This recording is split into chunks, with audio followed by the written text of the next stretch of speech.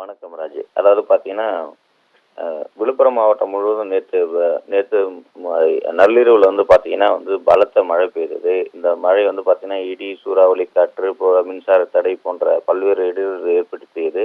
தொடரா க ம ம நள்ளிரவுல 1 மணிக்கு பெய்த மழை வந்து 3 மணி வரை வந்து மழை தொடர்ந்து பெய்து கொண்டே இருந்தது. இதன் காரணமாக வந்து பார்த்தீங்கன்னா, விழுப்புரம் புதிய பேருந்து நிலையத்தில் பார்த்தீங்கன்னா, மழைநீர் வெள்ளம் போல காட்சியளித்தது.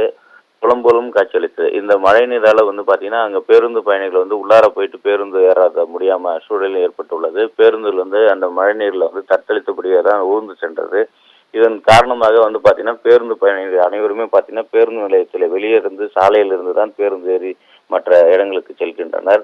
தற்பொழுது அந்த மழை நீரை வெளியேற்றவும் மாவட்ட நிர்வாகம் சார்பில் நகராட்சி ஊழியர்களும் ஈடுபட உள்ளனர்.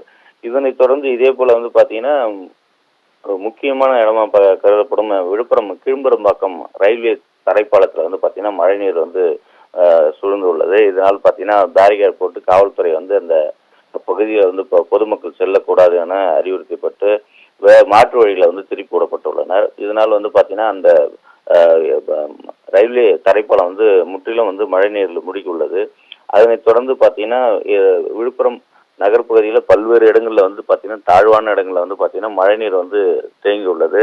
இப்போ ஒரு சில இடங்களில் மழைநீர் தேங்கியதால் வந்து அப்பகுதியில் வந்து மக்கள் வந்து நடமாட்டமே செல்ல முடியாத சூழ்நிலையும் உள்ளது. இதைத் தொடர்ந்து விழுப்புரம் மாவட்டத்தில் வந்து பார்த்தீங்கன்னா, விழுப்புரத்தில் அதிகபட்சமாக வந்து 22 சென்டிமீட்டர் மழை பதிவாகி உள்ளது.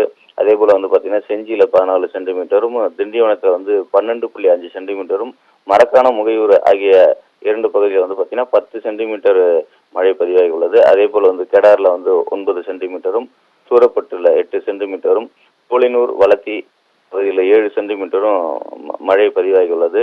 தொடர்ந்து வந்து பார்த்தீங்கன்னா, இது போன்ற சூழ்நிலை மழைக்காலங்களில் வந்து அதிக அளவு இருப்பதால் வந்து மாவட்ட நிர்வாகம் இது உடனடியாக ஒரு முற்றிலும் ஒரு தீர்வான நடவடிக்கையாக மேற்கொள்ள வேண்டும் என்பதுதான் அனைவரும் கோரிக்கையாக உள்ளது. சமூக ஆர்வலர் மற்றும் பேருந்து பயணிகள், பொதுமக்கள் என பலரும் இந்த பேருந்து நிலையத்திற்கு பல கோரிக்கைகள் வைத்தாலும் இந்த மாவட்ட நிர்வாகம் செவிசாய்க்கவில்லை என்றுதான் நம்ம கூற வேண்டும் ராஜி.